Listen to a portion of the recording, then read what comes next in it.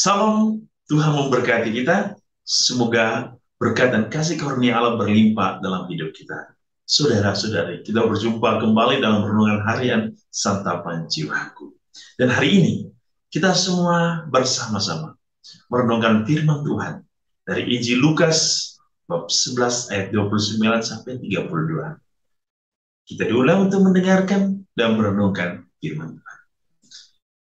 Inilah Injil suci menurut Lukas. Ketika orang banyak mengerumuni Yesus, berkatalah ia, angkatan ini adalah angkatan yang jahat. Mereka menghendaki suatu tanda. Tetapi kepada mereka tidak akan diberikan tanda selain tanda Nabi Yunus. Sebab seperti Yunus menjadi tanda untuk orang-orang Niniwe, demikian pula Anak Manusia akan menjadi tanda untuk angkatan ini. Pada waktu penghakiman, ratu dari selatan itu akan bangkit bersama orang dari angkatan ini, dan ia akan menghukum mereka. Sebab ratu ini datang dari ujung bumi untuk mendengarkan hikmat Salomo. Dan sesungguhnya yang ada di sini lebih daripada Salomo. Pada waktu penghakiman, orang-orang Niniwe akan bangkit bersama angkatan ini, dan mereka akan menghukumnya. Sebab orang-orang Niniwe ini bertobat waktu mereka mendengarkan pemberitaan Yunus. Dan sesungguhnya yang ada di sini lebih daripada Yunus. Demikianlah sabda Tuhan. Terpujilah Kristus.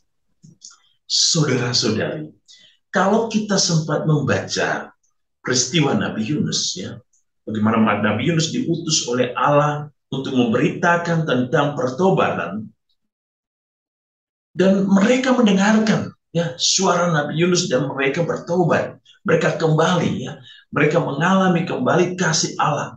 Ya. Dan peristiwa yang sama, Allah datang dalam hidup manusia dan Allah mengutus putranya ya, untuk kembali mengingatkan manusia akan peristiwa cinta Allah, agar manusia bertobat. Tapi kita dengar hari ini bahwa ternyata mereka tidak mau mendengarkan. Mereka tidak melihat, mereka tidak merasakan akan kehadiran Yesus yang jauh lebih besar dari Nabi Yunus. Jikalau Bapa mengutus ya, utusannya Nabi Yunus untuk bertobat dan mereka mendengarkan, mengapa Bapa yang mengutus Yesus putranya sendiri mereka tidak mau mendengarkan? Bahkan ketika Salomo berbicara, banyak orang yang datang untuk mendengarkan ya, kebijaksanaan Salomo. Tapi sesungguhnya yang ada saat ini bersama mereka jauh lebih besar dari Salomo, yaitu Yesus sendiri. Mengapa? Mereka masih menutup diri. Ahli-ahli Taurat, orang Farisi, bangsa Israel saat itu tidak mau mendengarkan. Banyak orang yang tidak mau mendengarkan, walaupun di sisi lain banyak yang mendengarkan. Mengapa? Pertama, ketika orang hidup di dalam kesombongan diri, ia akan menutup seluruh telinga, pikiran, hatinya kepada orang lain. Kesombongan adalah dosa yang membuat orang tidak mampu untuk melihat kebaikan dalam hidup. Ketika mereka tidak mampu melihat Allah dalam diri Kristus, maka mereka tidak mampu melihat cinta sejati Allah dalam hidup.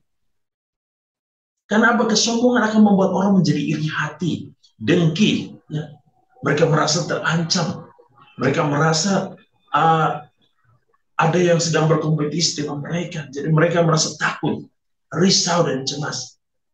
Padahal kalau kita berbicara tentang kebaikan dan kebenaran, siapapun dia, kalau dia bukan bersama kita, tetapi ia berbicara tentang kebaikan dan kebenaran, sesungguhnya ia sudah masuk ke dalam kehidupan kita.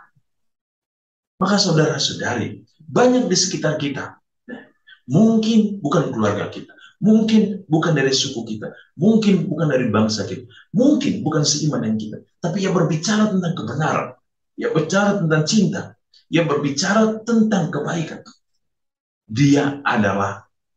Dia sesungguhnya telah bersama kita. Ia sedang berbicara tentang kasih Allah. Ia hadir untuk mewartakan kebaikan Allah. Ingat, mungkin kita tidak saudara dalam iman, tapi kita bisa menjadi saudara dalam kemanusiaan.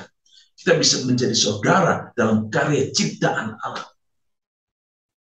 Oleh karena itu saudara-saudari, kita yang telah disatukan dalam satu iman, dan kita menerima cinta sejati dalam diri Allah melalui Kristus, maka sesungguhnya Allah telah hadir, menampakkan dirinya dalam kehidupan kita melalui kehadiran Kristus, dan Kristus menampakkan dirinya dalam kehidupan kita melalui gerejanya, dan gereja menampakkan dirinya kepada kita di dalam sakramen-sakramen yang kita terima, di mana Allah sungguh hadir dalam kehidupan kita.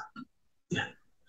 Jikalau kita menerima sakramen apapun, di situ Allah hadir dalam kehidupan kita. Supaya apa? Supaya kita menjadi sakramen bagi diri kita dan bagi sesama. Yang berarti kita adalah tanda kehadiran Allah bagi sesama. Untuk apa? Untuk mewartakan kebaikan, untuk mewartakan cinta Allah, untuk mewartakan kasih karunia Allah bagi sesama. Maka saudara-saudari, kalau kita berbicara tentang tanda, Allah sudah hadir dalam hidup kita. Bahkan ia mengatakan, Roh Kudus yang tinggal dalam diri kita, Roh Kudus yang bersemayam dalam diri kita, telah menuntun kita agar kita sampai kepada kebenaran. Maka semoga, saudara-saudari, kita terus merasakan kehadiran Allah dalam hidup ini. Bagaimana tangannya senantiasa menguduskan kita, memberkati kita, mendampingi kita, melindungi kita, agar kita hidup dan berjalan pada jalan kebenaran. Dan semoga kita semakin mengenal Allah yang hidup dalam kehidupan kita, dalam gereja, dalam sakramen, dan dalam setiap peristiwa-peristiwa hidup yang indah yang kita alami. Tuhan memberkati kita, menguduskan kita dengan berkat-Nya yang berlimpah. Dalam nama Bapa dan Putra dan Roh Kudus. Amin.